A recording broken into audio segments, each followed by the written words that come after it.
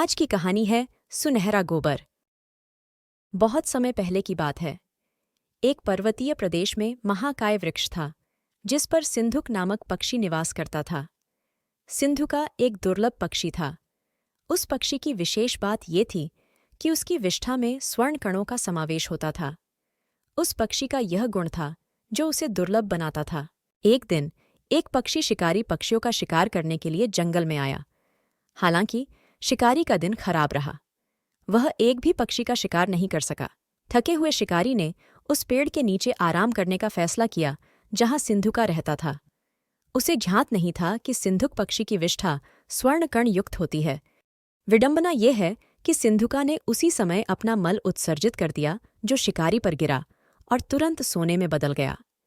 विष्ठा को सोने में परिवर्तित होते देख शिकारी अचंभित रह गया। इससे पहले शिकारी ने कभी सुनहरी बीत वाले पक्षी के बारे में नहीं सुना था। उसने सोचा, इस एक पक्षी को पकड़ना सभी पक्षियों को पकड़ने में समय बर्बाद करने से अधिक लाभदायक है। सुनहरे बूंदों वाली चिड़िया को पकड़ने से मैं निश्चित रूप से अमीर बन जाऊंगा। इसलिए उसने सिंधुका को पकड़ने के लिए पेड़ पर जाल बिछाया। इसके तुरंत बाद सिंधुका शिकारी के जाल में फंस गई। सिंधुका को अब बिछाए गए जाल से पर्याप्त सावधानी न बरतने का पछतावा हुआ। शिकारी बहुत खुश हुआ और उसने सिंधुक को पिंजरे में बंद कर लिया और शहर की ओर चल दिया। वह योजना बना रहा था कि जल्द ही वह पक्षी से निकलने वाली सुनहरी बूंद से अमीर हो जाएगा। घर आकर उसने उसे एक पिंजरे में बंद कर दिया, किंतु पूरी रात वह सो नहीं पाया। वह सोचता रहा कि यदि किसी तरह इस सिंधुक पक्षी और इसके स्वर्णकण युक्त विष्ठा की बात राज्य के राजा तक पहुंच गई तो राजा उसे दंडित कर देगा। वह भयभीत हो गया। दंड से बचने के लिए उसने निर्णय किया कि वह स्वयं ही राजा से भेंट कर सिंधुक पक्षी के विषय में उन्हें जानकारी दे देगा और उपहार स्वरूप वह पक्षी भी उन्हें दे देगा और बदले में राजा उसे कीमत के रूप में इनाम देगा। अगले ही दिन वह राजा से भेंट करने राजदरबार पहुंच गया और राजा को दुर्लभ पक्षी उपहार में दिया। उसने राजा और दरबार के सदस्यों को भी सोने की बूंदों के बारे में सब कुछ बता दिया। यह सुनकर राजा खुश हो गया और उसने अपने सेवकों को पक्षी को सोने के पिंजरे में रखने और सिंधुका की अत्यधिक देखभाल करने का आदेश दिया।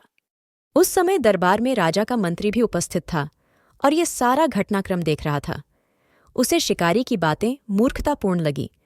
उसने राजा को परामर्श दिया कि ऐसी अनर्गल बातों पर विश्वास करना आपको उपहास का पात्र बना देगा, इसलिए शिकारी की बातों में न आए।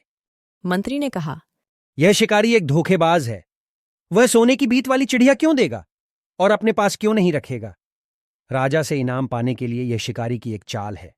मंत्री ने राजा को पक्षी को पिंजरे से मुक्त करने का सुझाव दिया। राजा ने अपने मंत्री की सलाह मानी और सैनिकों को पक्षी को छोड़ने और शिकारी को दंडित करने का आदेश दिया। सेवकों ने आदेश का पालन करते हुए सिंधुक पक्षी को छोड़ दिया।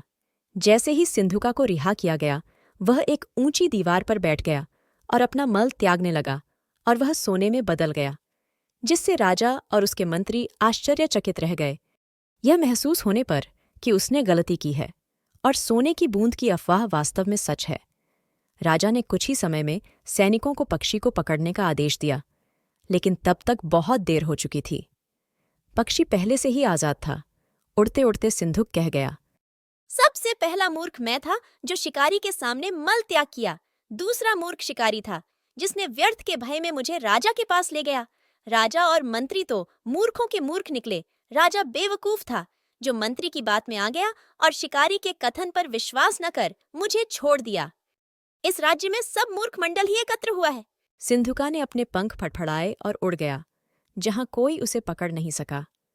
वाह वाही! सिंधुका फिर से स्वतंत्र हो गया। इस बार सिंधुका ने खुद से वादा किया कि वह फिर कभी लापरवाही नहीं करेगा।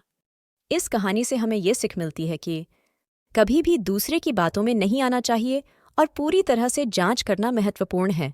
भले ही तथ्य और अफवाहें असंभव लग सकती हैं, लेकिन अपने दिमाग से काम लेना चाहिए। धन्यवाद दोस्तों। आशा करती हूँ कि आपको ये मज़ेदार कहानी पसंद आई हो। अगर आपने अभी तक मेरे चैनल बीहाइव टून्स को सब्सक्राइब नहीं किया है तो अब सब्सक्राइब करें, वीडियो को लाइक करें और शेयर करें। आपका समर्थन मुझे और अधिक वीडियोस बनाने के लिए प्रेरित करेगा। धन्यवाद।